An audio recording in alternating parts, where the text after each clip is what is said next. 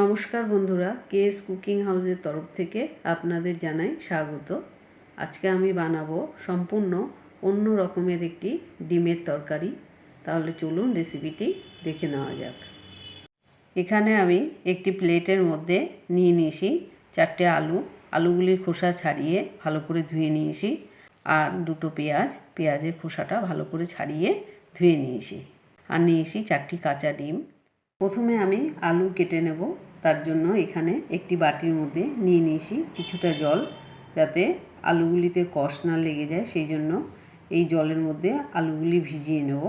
এবার আমি একটি আলু আপনাদেরকে কেটে দেখিয়ে দিচ্ছি। এরকম ছোট ছোট টুকরো করে কেটে নেব। এই যে দেখুন, এইরকম ছোট ছোট টুকরো করে কেটে নিয়েছি। এইভাবেই আমি সবকটি আলু কেটে নিচ্ছি। এই যে দেখুন, আলুগুলি সবকটি ছোট ছোট করে কেটে নিয়েছি। এবারে আমি এই আলুর টুকরোগুলি এই বাটির জলে ভিজিয়ে দিচ্ছি। এবার আমি আপনাদেরকে পেঁয়াজটা কেটে দেখাচ্ছি। এই যে দেখুন, পেঁয়াজটা এরকম ছোট ছোট টুকরো করে কেটে নিয়েছি। এইভাবেই 2টো পেঁয়াজ কেটে নিচ্ছি। 2টো পেঁয়াজই এরকম ছোট ছোট টুকরো করে কেটে নিলাম। তাহলে চলুন এবারে রান্নাটা শুরু করি।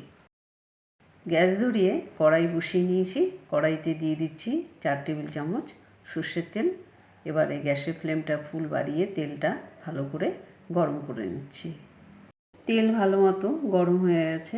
এবার তেলের মধ্যে দিয়ে দিচ্ছি 1/4 চামচের মতো নুন।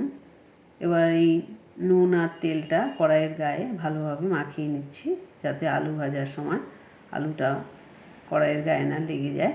এবার আমি এই তেলের মধ্যে আগে থেকে কেটে রাখা আলুর টুকরোগুলি দিয়ে দিচ্ছি।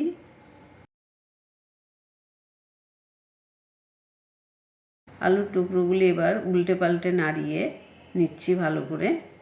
এই অবস্থায় গ্যাসের ফ্লেমটা মিডিয়াম করে দিয়ে 3 থেকে 4 মিনিটের জন্য আলুগুলি হালকা করে একটু ভেজে নিচ্ছি। এদিকে তরকারির জন্য আমি একটি মশলা তৈরি করে নেব। তার জন্য নিয়ে নিয়েছি ছোট 2টো টমেটো আর 4টি কাঁচা লঙ্কা। প্রথমে আমি টমেটোগুলি ছোট ছোট টুকরো করে কেটে নিচ্ছি। এই যে দেখুন, সবকটি টমেটোই আমার কাটা হয়ে গেছে। এবার আমি এখানে একটি ছোট মিক্সিং জার নিয়ে নিচ্ছি। এবার এর মধ্যে সবকটি টমেটোর টুকরো তুলে নিলাম। আর এই যে 4টি কাঁচা লঙ্কা, এই 4টে কাঁচা লঙ্কা এর মধ্যে 2 টুকরো করে ভেঙে দিয়ে দিলাম। এবার দিয়ে দিচ্ছি 1 চা চামচ উঁচু উঁচু জিরের গুঁড়ো, 1 চা চামচ ধনের গুঁড়ো, 1/2 চা চামচ নুন। এবার ঢাকা দিয়ে সমস্ত মশলাটা ভালো করে বেটে নিচ্ছি। মশলা ভালো করে বাটা হয়ে গেছে। এই যে দেখুন, এবার এই বাটা মশলাটা আমি একটি বাটিতে ঢেলে নেব। আলুর টুকরোগুলি হালকা করে ভাজা হয়ে গেছে, এই যে দেখতেই পাচ্ছেন। এবারে আমি এই আলু ভাজাগুলি একটি পাত্রে তুলে নিচ্ছি। এই তেলের মধ্যে পেঁয়াজের টুকরোগুলি দিয়ে দিলাম।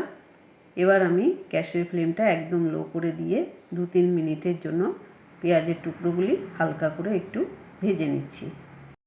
এবার এখানে একটি মাঝারি সাইজের বাটি নিয়ে নিয়েছি। এই বাটির মধ্যে আমি এই 4টে ডিম একটি একটি করে ফাটিয়ে নিয়ে নিচ্ছি। এবারে এই ফাটানো ডিমগুলি আমি একটি সাইডে রেখে দিচ্ছি। এর মধ্যে আমার পেঁয়াজ ভাজা হয়ে গেছে, এই যে দেখতেই পাচ্ছেন। এবারে আমি পেঁয়াজ ভাজাটা একটি আলাদা পাত্রে তুলে নিচ্ছি।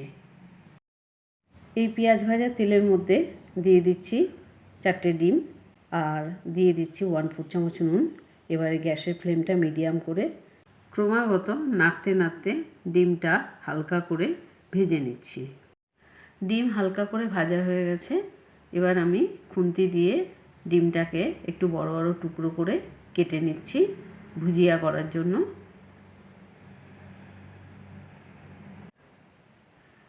ডিমটা টুকরো করা হয়ে গেল। এবার আমি গ্যাসের ফ্লেমটা ওই মিডিয়াম অবস্থাতে রেখেই আরও 2 মিনিটের মতো ডিমের ভুজিয়াটাকে হালকা একটু লাল করে ভেজে নিচ্ছি। হালকা লাল করে ডিমের ভুজিয়াটা ভাজা হয়ে গেছে। এবারে এই ভাজাটা আমি একটি থালায় তুলে নিচ্ছি। এখানে তরকারির মশলা করার জন্য কড়াইতে দিয়ে দিচ্ছি 1 টেবিল চামচ সর্ষের তেল। তেলটা ভালোভাবে গরম করে নিচ্ছি। তেল ভালো মতো গরম হয়ে গেছে।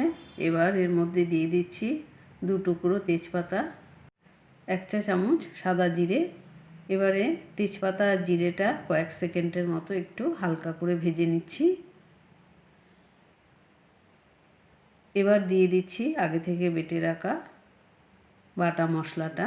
এবার এই মশলার মধ্যে দিয়ে দিচ্ছি 1/2 চা চামচ হলুদ গুঁড়ো, 1/2 চা চামচ কাশ্মীরি লঙ্কার গুঁড়ো, আর দিয়ে দিচ্ছি মশলার বাটি ধোয়া সামান্য জল।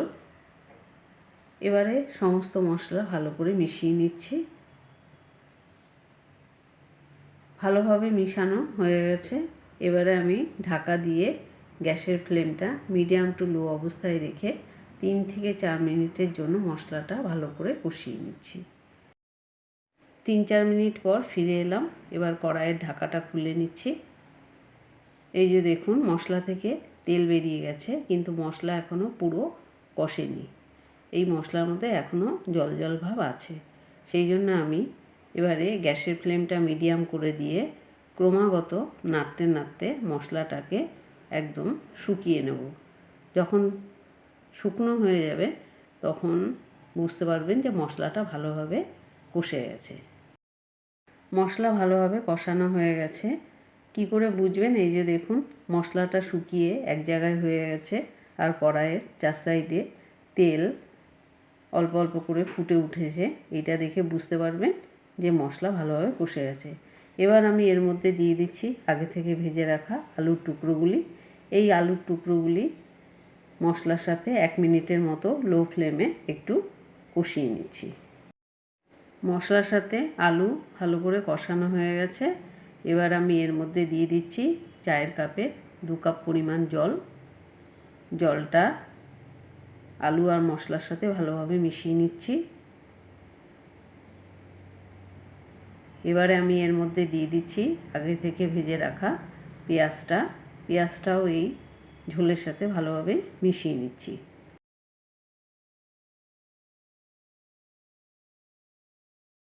দিয়ে দিচ্ছি 1/2 চা চামচেরও কম নুন, যেহেতু আগে 2-3 বার আমি রান্না করার সময় নুন ব্যবহার করেছি সেই জন্য।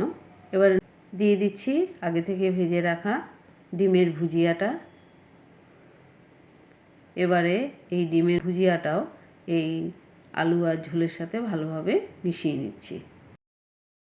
সব কিছু ভালোভাবে মেশানো হয়ে গেছে। এবার আমি গ্যাসের ফ্লেমটা ফুল বাড়িয়ে দিচ্ছি আর দিয়ে দিচ্ছি 2টো চেরা কাঁচা লঙ্কা। এবারে ঝোলটাকে ভালো করে ফুটিয়ে নিচ্ছি। তরকারির ঝোল ফুটে উঠেছে। এবার আমি গ্যাসের ফ্লেমটা একদম লো করে দেবো আর ঢাকা দিয়ে দিচ্ছি। আর এখানে সব কিছুই যেহেতু ভাজা জিনিস সেই জন্য আমি বেশিক্ষণ সময় নেব না, তাই 4 থেকে 5 মিনিটের মতো তরকারিটা রান্না করে নিচ্ছি। 3-4 মিনিট হয়ে গেছে। এবারে কড়াইয়ের ঢাকাটা খুলে নিচ্ছি। এই যে দেখুন আমাদের তরকারি প্রায় রান্না হয়ে গেছে আর তরকারির ঝোলটাও অনেকটা টেনে গেছে। এই তরকারিটা একটু মাখা মাখা খায়, সেই জন্য আমি এখানে এরকম মাখা মাখাই রাখলাম। আপনারা চাইলে এখানে একটু খুন্তির সাহায্যে আলুগুলি একটু ম্যাশ করে দেবেন, তাহলে আরও মাখা মাখা হয়ে যাবে, খেতে আরও বেশি ভালো লাগবে। এবার আমি এর মধ্যে দিয়ে দিচ্ছি বাড়িতে তৈরি করা গরম মশলা 1/2 চা চামচেরও কম। এই গরম মশলাটা তরকারির সাথে ভালোভাবে মিশিয়ে নিচ্ছি। ভালোভাবে মেশানো হয়ে গেছে। এবার গরম মশলার গন্ধটা যাতে তরকারির মধ্যে ভালোভাবে মিশে যায় সেই জন্য আমি 1 মিনিটের মতো ঢাকা দিয়ে রেখে দেবো আর এই সময় গ্যাসটা অফ করে দিচ্ছি। তারপর একটি প্লেটে তরকারিটা সার্ভ করে দিচ্ছি। ডিমের ভুজিয়ার তরকারি একদম তৈরি হয়ে গেছে। এই তরকারিটা আপনারা লুচি, পরোটা, রুটি কিংবা ভাতের সাথেও খেতে পারেন, খেতে ভীষণই ভালো লাগে। এই রেসিপিটি একবার বাড়িতে ট্রাই করে দেখুন। যদি ভালো লাগে তাহলে লাইক, কমেন্ট, শেয়ার করবেন আর আমার চ্যানেলটি অবশ্যই সাবস্ক্রাইব করে রাখবেন।